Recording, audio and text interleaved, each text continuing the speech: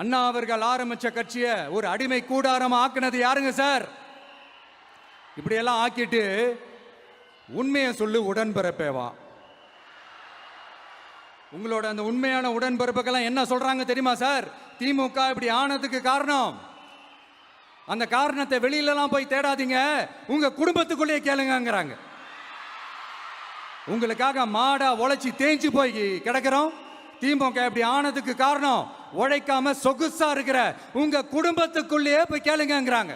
ஒவ்வொரு திமுக தொண்டனும் அதை சொல்றாங்க. அதை புரிஞ்சிக்காம நம்மளையும் நம்ம மக்களையும் தப்பா பேசிக்கிட்டு, நீங்க மக்களை தப்பா பேசுனீங்கன்னா இந்த விஜய் வந்து கேள்வி கேட்பான், சும்மா இருக்க மாட்டான். இந்த விஜயும் தமிழ்நாட்டு மக்களும் வேறு வேறு இல்லை. இந்த விஜய் தான் தமிழ்நாட்டு மக்களோட ஒரு உண்மையான ஒரே பிரதிநிதி. இது இன்னைக்கும் சரி, நாளைக்கும் சரி, நாளன்னைக்கும் சரி, இதுதான் நிஜம்.